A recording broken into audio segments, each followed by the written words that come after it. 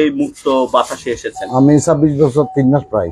আচ্ছা, আপনার পুরো নামটা কি? আমার নাম মোহাম্মদ নাসিরউদ্দিন চৌধুরী। কিন্তু মানুষ আপনাকে কি নামে জানে? আমাকে নামে জানে শিবির নাসির। আর কি নামে জানে? না, এই নামেই জানে। কতগুলো মামলার আসামি হয়েছেন? আমাকে 36টা মামলা দেওয়া হয়েছিল। 36টা মামলা দেয়া হয়েছিল। আপনি ঠিক কত সালে কত তারিখে অ্যারেস্ট হয়েছেন? আমি তারিখটা সঠিক একটু ডিফারেন্স আছে, তবে আপনার 98 সালের এপ্রিলের 7 তারিখ। একটু যদি আমাকে জায়গা দিতেন, আমরা একটু কথা বলতে চাই। নাসির ভাই, কিছু প্রশ্ন আপনাকে বলা হয়। আপনাকে বলা হচ্ছিল যে কুখ্যাত ক্যাডার বলছে, শিবিরের ক্যাডার, ত্রাস বলছিল, অনেক কথাগুলো বলছিল। এই কথাগুলোর সাথে এক্স তথ্যমন্ত্রী, লেটেস্ট এক্স যিনি তথ্যমন্ত্রী, কি বলতেন? যখনই কথা বলতেন মিথ্যা বলতেন। ওবায়দুল কাদের যখনই কথা বলতেন মিথ্যা বলতেন। মিথ্যার কোনো আশ্রয় আছে? তা আমি যদি ক্যাডার রাজনীতি করে যদি এত বিখ্যাত হয়ে যাই, তাহলে বুঝে দেখেন যে এটা ব্যাপারটা কি হতে পারে। এই ক্যাডারের ব্যাপার স্যাপার নয়, ব্যাপারটা আপনি ন্যায় এবং অন্যায়ের বিরুদ্ধে আপনি প্রতিরোধ করছেন। এখন আপনাকে সাজানো হয়েছে ক্যাডার, আপনাকে সাজানো সন্ত্রাসী। কথা বলছেন? নাসির ভাই, একটা প্রশ্ন, আপনি কি স্বেচ্ছায় রাজনীতিতে যুক্ত হয়েছেন নাকি রাজনীতি না তাদের হয়েছেন? সমর্থক ছিলাম, ঠিক আছে, কিন্তু আমি তো বাইরে ছিলাম। কোন দেশে ছিলেন? আমি ছিলাম দুবাইতে, ইউএইতে। তারপরে আমার ইমিডিয়েট ছোট ভাই একজন আফাসউদ্দিন চৌধুরী কে এই বাজারে, মানে কোনো কারণ ছাড়া এসে গুলি করে মারি ফেলে নাজিরহাট বাজারে। এরপরে আরো 3 জনকে তারা মানে ওই 4 মাসে হত্যা করে। এরপরে এই ফটিকছড়ি নাজিরহাট এলাকা থেকে জামাত শিবির, বিএনপি মানে সমানে যারা আমাদের সাথে ছিল, আমাদের সমর্থক ছিল, সবাইকে তারা আউট করে মানে এখান থেকে মানে বচ্চুত করে দিয়েছে। অন্তত মানে কয়েক হাজার হবে, তার মধ্যে 500 হবে শুধু ছেলে, দেখ মানে সবগুলো ইয়াং স্টুডেন্ট। এগুলো এখন সিটাং শহরে অসহায়ের মতো আছে। তার মানে আপনি এই ইয়ং বেস থেকে কিছু লোক বের হয়ে আসছে, মানে যারা যে আমাদের উপরে এত অত্যাচার হয়েছে, তখন আমরা এটার একটা বদলা নেওয়ার জন্য আপনাকে মাঠে নামতে হয়েছে।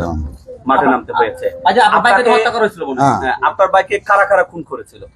আমার ভাইকে যারা খুন করছে, একটা ছিল কাজী শ্যামল, একটা ছিল হেলাল, একটা ছিল শাহজাহান, বুঝছেন, তৈয়ব আলী, হ্যাঁ, আলতাফ, আপনার এই নাজিমুদ্দিন মৌরি, বুঝছেন, তারপরে আপনার নানুপুরের বাকেট, বুঝছেন, আরো অনেকে আছে। আপনি কি বলতে চাচ্ছেন পরিস্থিতির কারণে আপনাকে জি হ্যাঁ ফাইট ব্যাক করতে হয়েছে? জি হ্যাঁ।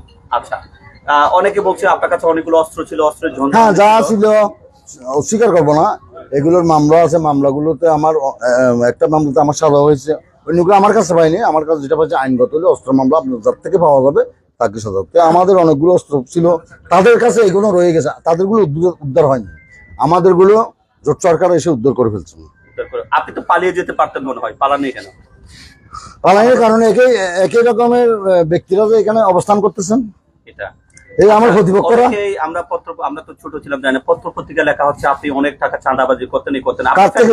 আপনার ফ্যামিলিটা কি চাঁদাবাজির ফ্যামিলি নাকি? অবশ্যই না, আমার বাবা একজন ন্যায় বিচারক, এটা সবাই জানেন, এবং তিনিও একজন বিখ্যাত বিএনপির কর্মী ছিলেন। কথা বলছেন? হ্যাঁ। এখন চাঁদাবাজি তো দূরের কথা, একজনকে প্রমাণ দিতে বললে আমি এদের কাছ থেকে চাঁদাবাজি করেছি। নাসির ভাই দীর্ঘ হ্যাঁ, হয়তো এমন হইতে পারে যে আমার অ্যাবসেন্সে আমার নাম দিয়ে অন্য লোকে চাঁদাবাজি, যখন এখানে যারা আছে, মানে সাপোজ দেখছেন যারা সেলফি তুলছে আমার সাথে, কেউ যদি সেলফি দেখাই বলছে আমি নাসির ভাই তুমি জানো কাউকে আমার অজান্তে যদি কিছু ঘটাই ফেলে, তাহলে এটা তো আমি লাইবিলিটি না। কিন্তু আমি কারো কাছ থেকে নিচ্ছি কিনা সেটা হচ্ছে মূল পয়েন্ট এখানে। এই যে এতগুলো মামলা, যে 26 বছর ছিলেন, 36টা মামলা ছিল, এতটুকু অনেক সময় শোনা গেছে আপনি চাইলে জামিনে আসতে পারতেন বা সাজা অনেকগুলো হয়ে গেছে। আপনি কি জীবনের কোনো সংখ্যায় ছিলেন ক্রসফায়ারের? না, এটা ক্রসফায়ার, এটা আমার কথা হচ্ছে ক্রসফায়ার কেন হবে। প্রথম কথা হচ্ছে আমি সরকার, আমি রাষ্ট্র, আমার কাছে কি আছে, কোড আছে, আইন আছে, বুঝেন, পুলিশ আছে, বিজিবি আছে, বিডি আপনার আছে, আনসার আছে, ইউএনও আছে, বুঝে দেখেন কতগুলো স্ট্রাকচার। আমি কেন অন্যায়ভাবে ক্রসফায়ার করতে যাবো? আপনি সরকার, আমি সরকারের বিদ্রোহী না, আমি তো রাষ্ট্রদ্রোহী না যে আপনি আমাকে ক্রসফায়ার দিবেন। এরা কত বড় আমানত খেয়ানত করছে। আমি যাকে চাইলে আপনি গ্রেপ্তার করতে পারবেন, অথচ তাকে গ্রেপ্তার করে আপনি ক্রসফায়ার দিচ্ছেন। যুদ্ধে সে আমার সাথে ফাইট করতে গিয়ে সে মারা গেছে। তারা কিভাবে মারছে? একে ধরে নিয়ে মেরে ফেলছে, ধরে নিয়ে তাদের কাছ নিয়ে মারছে। এটা কোনো আইন হতে পারে? একটা প্রশ্ন, আপনি যখন ওই জগতে বা অ্যারেস্ট হওয়ার আগে এমনও কি কোনো ঘটনা ঘটেছিল কিনা যে মৃত্যুর মুখে পড়ে গিয়েছিল, এরকম কোনো অভিজ্ঞতা আছে কিনা? বহু শত শত। মানে আপনাদের কি এরকম ফ্রন্ট লাইনে কি কোনো এরকম মানে ইয়া হয়েছিল কিনা, এরকম ফায়ার আর্মস গুলি বিনিময় হয়েছিল কিনা, বা জীবন ঝুঁকিতে পড়ে? বহুবার। তখনকার নাসির আর 26 বছর পরের নাসিরের মধ্যে পার্থক্য কি? না, হারিয়ে যাওয়া কোনো কিছু আমি ফেরত পেতে চাই না, এবং আমি এগুলো চাই না। শান্তি, বুঝতে পারতেছেন, সরকার বিরোধী সরকার বিরোধী একটা রেভলিউশন করেছিল। এটি হল অত্যাচার, নির্যাতন এবং জুলুম এবং মানুষের অধিকার হরণ করার মানে কারণেই করেছে। তো আমি এদেরকে এখন সমর্থন করছি। আমাদের আর ছাওয়ার পাওয়ার কিছু না। আমরা তো শান্তি চাই, শান্তির জন্য ছিলাম। শান্তিকে তারা বিঘ্নিত করছে, আঘাত করছে। আপনাকেও দেওয়া আপনার ফিটটা দেওয়াল টিকিয়ে দিয়েছে। তখন আপনি কি করবেন? আপনি নিজেকে বাঁচার জন্য নিজেরও তো একটা, আপনারও তো একটা সত্তা আছে, আপনারও তো একটা চার্জ আছে নাকি? নাই? হ্যাঁ। তো এটা হলো ভিন্ন ব্যবহার ছিল। এখন যা গেছে গেছে। আপনার দ্বারা কি আপনার লাইফ টাইমে কোনো নিরপরাধ ব্যক্তি কি হয়রানির শিকার? অবশ্যই আমি এটা করিনি। তার মানে আপনার যতগুলো হয়েছে প্রতিপক্ষ? হ্যাঁ, প্রতিপক্ষের সাথে। আপনার প্রতিপক্ষ এমনিও হয় না, এদের সাথে সরাসরি ফাইট হচ্ছে। সরাসরি আপনার প্রতিপক্ষ কারা ছিল? আমার প্রতিপক্ষ আবু তৈয়ব, বুঝছেন, উপজেলা চেয়ারম্যান, এখন বর্তমান নাজিমুদ্দিন মৌরি, কথা বুঝছেন, এটিএম পিয়ারুল ইসলাম। তো কারা ছিল? এর ছিল অর্গানাইজার, বুঝছেন। তারপর ওই নানুপুরের বাকের আব্দুল হালিম, আব্বাস, তারপর কাইয়ুম, হেলাল, শ্যামল, কাজী শ্যামল, কাজী জাফর, হ্যাঁ, আরে অনেকে। আচ্ছা, এই যে আমি যদিও জানি যে আপনি কারান্তরীণ ছিলেন, কারাগারে ছিলেন, তারপরে কি এদের সাথে কি বিভিন্ন সময় কোনো কারণে কথাবার্তা? যেহেতু হ্যাঁ ইনডাইরেক্টলি কথাবার্তা হয়েছে, এখন তো এদের সাথে একটা যোগাযোগও আছে অলরেডি। এরা আমার লোকজনের সাথে যোগাযোগ করে। এরা কিন্তু কম্প্রোমাইজটা ভাঙেনি। একটা ব্যাপার বুঝে নেবেন, ক্যাডার রাজনীতি যারা করছে তারা বুঝে গেছে যে এই রাস্তায় আমাদের কোনো শান্তি নেই। আমরা বই কম্প্রোমাইজ করছি যে শিবির ছাত্রলীগকে মারবে না, ছাত্রলীগ শিবিরকে মারবে না। ওই কম্প্রোমাইজ এখনো ভঙ্গ হয় নাই। ভঙ্গ করছে ইঞ্জিনিয়ার মোশাররফ মামলাতে সাক্ষী দিয়ে। কথা ছিল কম্প্রোমাইজ সত্ত্বে আমরা আপনাদের বিরুদ্ধে সাক্ষী দেবো না, আপনারা আমাদের বিরুদ্ধে সাক্ষী দেবেন না। এই কারণে আমরা মামলাগুলো উঠেছে, বিধায় আমরা চুপ করেছিলাম। এখন এই মামলার এই যে নেগোসিয়েশন প্রধান ব্যক্তি ছিলেন আপনার মহিউদ্দিন চৌধুরী, দ্বিতীয় ব্যক্তি এমপি সোনা রফিকুল আনোয়ার, বুঝছেন। এখন এরা দুইজন যখন মারা গেছে, দুনিয়া থেকে বিদায় নিচ্ছে, তখন গিয়ে এই মোশাররফ, ইউনুসগনি এরা আমার বিরুদ্ধে সাক্ষী দিচ্ছে, তাও মিথ্যা সাক্ষী। অনেকে বলছে যে শিবির নাসিরের কথা শুনলে কলিজাটা নাকি গলায় এসে বিদ্ধ, এরকম একটা আতঙ্ক ছিল। এমন কাউকে নিয়ে আসুন আপনি, এমন কোন কাউকে দেখতেছেন এখানে? আপনি না এমন কাউকে দেখতেছেন কিনা? না, আমি এটা বলি, মানে শেষ করি। অর্থাৎ বলে যে শিবির নাসিরের কথা শুনলে কলিজাটা নাকি গলায় এসে আটকে যেত, এরকম একটা অবস্থা। মূলত এই আতঙ্কটা কাদের কাছে ছিল, মানে কাদের কাছে? হ্যাঁ, যারা এই ঘটনাগুলো করছে, হত্যা রাজনীতি যারা করছে, যারাই হত্যা করছে, হত্যা রাজনীতি যারাই অস্ত্রধারী ছিল, তাদের কাছে এই আতঙ্কটা ছিল। ওকে, অনেক আমি নাম উল্লেখ করছি না, অনেক রাজনীতিবিদকে শুনেছি যে শিবিরের নাসির আমাকে গুলি করে মারতে চেয়েছিল, মুখ করেছিল। আমি এগুলো মিথ্যা কথা, নিজেকে প্রমাণ মানে নিজেকে বড় কিছু বানানোর জন্য এটা বলছে। আচ্ছা, আপনার কি এমনও হয়েছে এরকম অনেক নেতা কেতাকে কি আপনি বাঁচিয়ে দিয়েছিলেন আপনার যখন এখানে ছিলেন দেশে? এই যে ইঞ্জিনিয়ার মোশাররফ যে আমার বিরুদ্ধে মিথ্যা সাক্ষী দিয়েছে, তাকে ওই দিন আমি বাঁচিয়েছিলাম। কোথায়? ওই ঘটনার সময়। যাতে তাকে কেউ মেরে না ফেলে। আপনি কথা বুঝছেন? আমার যদি মারতে হইতো তাকেই মারতাম, কথাটা বুঝতে হবে। এখন উনি পলিটিক্যাল মানে এটাকে আমাকে মেরেছে এই করে, এটা প্রপাগান্ডা চালিয়ে এমপি হয়েছেন প্রথম, শুনে রাখুন, প্রথম এমপি হয়েছে। এটাকে প্রপাগান্ডা চালিয়ে উনি প্রথম মিনিস্টার হয়েছেন, কথা বুঝছেন। এগুলো মানে প্রপাগান্ডার মানে প্রচারণা করে উনি অনেক বড় কিছু হয়ে যান, সমস্যা নেই। মিথ্যা বলতেছেন কেন? এত বড় নেতা হয়ে আপনি কেন মিথ্যা বলতেছেন? আমি তো অনেক ছোট। উনি প্রেসিডেন্ট প্রার্থী ছিলেন, বুঝে দেখেন গতবার। তো এরকম একজন লোক এত বড় মিথ্যা কিভাবে বলতে পারে? নিজের চোখের সামনে আমি ওনাকে বাঁচাচ্ছি, উনি জানেন। উনি বলতেছে আমি অমুকের মারতে বলছি, কোর্টে বলতেছি। আচ্ছা, যারা এই মামলাগুলো সাক্ষী হয়েছিল তারা কি কেউ সাক্ষী দিতে গিয়েছিল ওখানে কোর্টে? তারা তো মূলত আমাদের বিপক্ষে যখন যুদ্ধ লেগেছে, তো এটা বলতে গেলে 1900 মানুষ সবাই বলে যে 1971 সালের যুদ্ধ আমরা এইভাবে দেখিনি, মানে ভয়াবহ এরকম। তো এখানে তো পাবলিক বাই কোত্থেকে থাকবে? সাক্ষ্য দেখছে তারা কারা? তাদের অস্ত্রধারীরা। আর সাক্ষ্য দেখছি আমরা একে অপরকে। কথা বুঝে দেন। এখন আমিও মামলায় আক্রান্ত, আপনিও মামলাকেই আক্রান্ত। কে কার বিরুদ্ধে সাক্ষী দিবে আমাদের মধ্যে? না বাদী হতে পারবো, এটা হলো আইনগত কথা। আমরা কেউ কারোর বিরুদ্ধে, সাধারণ পাবলিকটা জানছে যে কিভাবে যাইয়া বলবে যে নাসিরে মারছে আমি দেখছি, বা তৈব আলী মারছে আমি দেখছি। মানুষ 2 ঘন্টা 2 দিন 10 দিন কোন একটা রুমে বন্দি থাকতে পারে না। এই 26 বছর ওরা তো আমাকে এক জায়গায় রাখে নাই। ওনারা আমাকে যশোর ঢাকা কেন্দ্রীয় কারাগার 1 নম্বর নাজিমুদ্দিন রোডের ওইখানে হাই সিকিউরিটি, বুঝছেন, তারপরে কুমিল্লাতে, নোয়াখালীতে, তারপরে আপনার ব্রাহ্মণবাড়িয়াতে, মানে পুরোইতেই আছে। এমন কি হয়েছে জেলে ছিলেন তারপরে মামলার আসামি হয়েছেন? হ্যাঁ হয়েছে। এমন একটা মামলা হচ্ছে গোপাল কৃষ্ণ মৌরি হত্যা মামলা, ওটাতে আমি মামলা খালাস প্রাপ্ত হয়েছি। কিন্তু ওইখানে আমার ভাই একটা আমার কথা নাকি আমার ভাই গিয়ে বলছে যে আমার ভাই এটা বলছে, আমার ভাইকে একটা মিথ্যা মামলাতে ওই মামলাতে সাজা দেওয়া হয়েছে। অবশ্যই অ্যাবসেন্স ছিল, এটা আমরা ফেস করতেছি এখন। ওই মামলাটা কোর্টে অ্যাবসেন্স থাকলে তো আপনি কোর্ট সন্দেহ করে সাজা দিতে পারে, কিন্তু আমি যদি খালাস পাই আমার ভাই কিভাবে জেল কাটবে? আচ্ছা, আপনাকে যে কথাগুলো বলা হয়েছে, কুখ্যাত ক্যাডার বলছে বা শিবির ক্যাডার বলছে, যে কিছু বলুক আমি কুখ্যাত আমি দেখবো না কেন, সে তখনকার 98 সালের নাসির এবং 2024 আমি সালের তো বললাম এখন আমাদের সাইড। আপনাকে কিভাবে মানে চান, জনগণের কাছে আপনি কিভাবে আসতে চান? জনগণের কাছে আমি আসতে চাই এইভাবে যে আমি কারো মানে আমার কোনো এখন ধারসে নাই এই মুহূর্তে। যেটা সংস্কার এখন ছাত্ররা আগে সেটা পূর্ণ হোক। হ্যাঁ, এরপরে যদি রাজনীতি স্বাভাবিক গতিতে আসে তখন এটা নিয়ে চিন্তা করবো, তখন এটা নিয়ে কথা বলবো।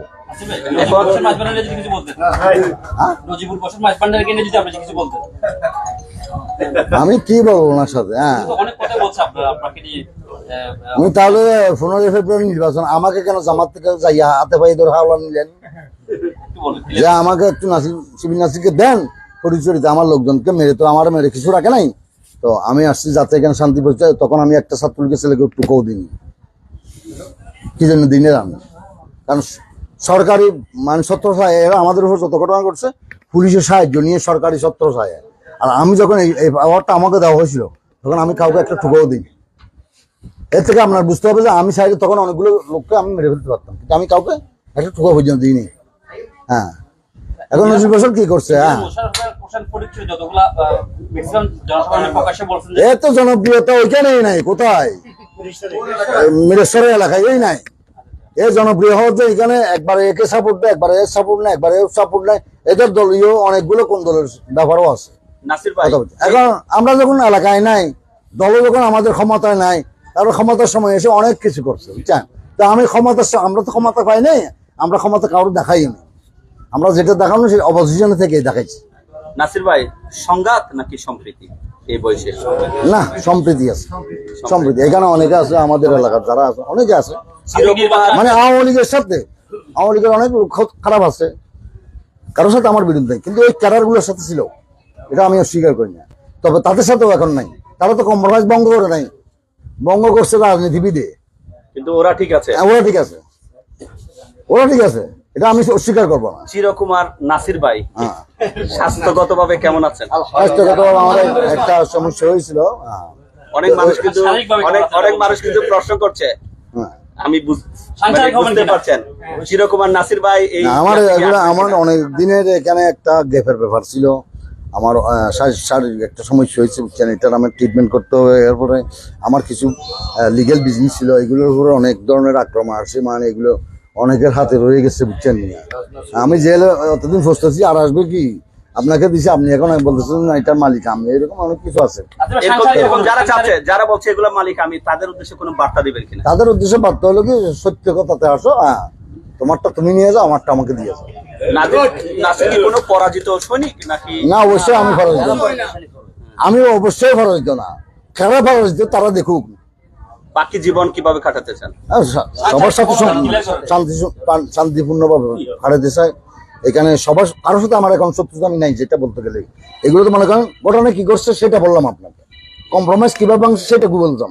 কিন্তু এখন ঠিক এই মুহূর্তে তৈব আলী কিংবা নাজিমুদ্দিন মৌরি কিংবা যারা আমাদের প্রতিপক্ষ এদের সাথে যদি আমার ইয়াই থাকতো তাহলে তো কম্প্রোমাইজ ছিল না। কম্প্রোমাইজ তো হয়েছে আন্তরিকভাবে আমাদের তরফ থেকে। একটা বিষয় আমরা লক্ষ্য করেছি, যে মানুষ ঘৃণিত যে মানুষ কুখ্যাত ডন মাফিয়া যাই কিছু বলুক তাকে কিন্তু মানুষ ঘৃণা করে, কিন্তু কালকে থেকে আপনার বাড়িতে তো মেজবানের মতো কেন দেখা আমি যাচ্ছে? দেখুন, হ্যাঁ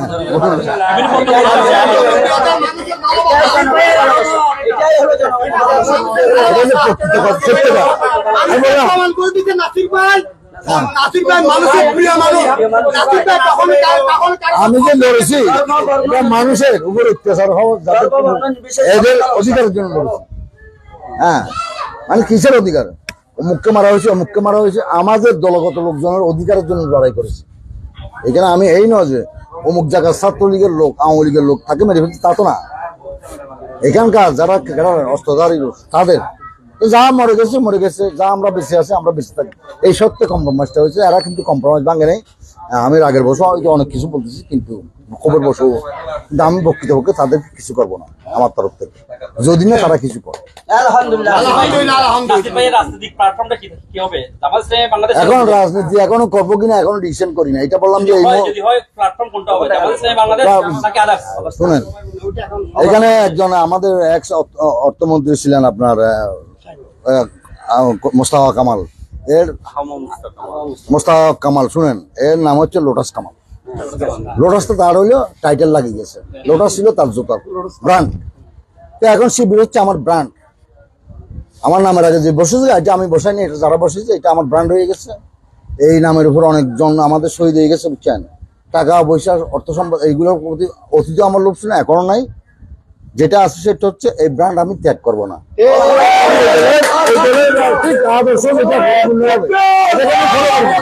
আমার নিজের একটা আইডিওলজি আছে, আমি এটাতে চলি, এটার সাথে বিএনপি আছে, এটার সাথে হেফাজত আছে, এটার সাথে আমিও আছে, আবার এটার সাথে জামাত ইসলাম আছে, শিবিরও আছে। আপনি তো ফটিকছড়ি নাসির, আপনাদের এবং ফটিকছড়ি কাকে বেশি ভালোবাসেন? কোন উপজেলার মানুষকে বেশি ভালোবাসেন? আমার কাছে চট্টগ্রামের মানুষ শুনেন, চট্টগ্রাম বিভাগের প্রতিটি জেলায় আমার লোক আছে, আমি কাউকে বলতে পারি। তবে হ্যাঁ, এই দুটো তো আমার, এটা এই দুইটা প্রধান। হ্যাঁ, আর ফটিকছড়ি হচ্ছে প্রধান, কথা বলছেন। বাকি উপজেলাগুলো তো আমাদের অনেক লোকজন আছে। হ্যাঁ, এগুলো মনে করেন। নাসির ভাই, সর্বশেষ একটা প্রশ্ন। অনেকে বলে যে এতগুলো মামলা, এতগুলো ঘটনা, মানুষের মৃত্যু হয়, আজকের তারিখ পর্যন্ত বেঁচে আছেন, এই কন্ট্রিবিউশনটা কার? আমি যদি অন্যায়ভাবে কাউকে মারতাম তাহলে আমার মৃত্যু ওইভাবে হয়ে যেত। আপনি কথাটা বুঝে নেবেন। মানে এই নলে, মানে যেই নলে উৎপত্তি হয় সেই নলে বিনাশ হয়। আমি যদি অন্যায়ভাবে মানুষকে হত্যা করতাম তাহলে আমি মানুষের আত্মহত্যা হয়ে যেতাম। আর সবচেয়ে বড় ব্যাপার হচ্ছে নির্যাতিতদের দোয়া ছিল আমার সাথে, এবং সত্যবাদীদের মানে সমর্থন ছিল আমার। জেলে থাকা অবস্থায় কি পরিমাণ মানুষকে আপনার অ্যাঙ্গেলে আপনি হেল্প করেছেন? অনেক, আমি হিসাব করে বলতে পারবো। এগুলোর কোনো হিসাব এখানে কি কোনো দল ছিল নাকি যে কোনো? না, আওয়ামী লীগ, বিএনপি, এখানে কোনো দল, মানে বহিরের রাষ্ট্র বলেন বা অন্যান্য জেলার লোকজন যতটুকু পারছি, আমার তো অত সামর্থ্য ছিল না। এখন শেষ দিকে আসি, অনেক বছর আমি জেল ছিলাম, তো যতটুকু পারছি।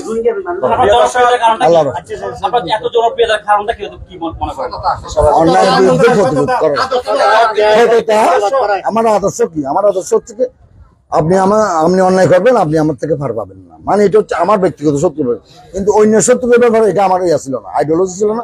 অন্য শত্রু আমার শত্রু না, আমার শত্রু সেটা আমার শত্রু।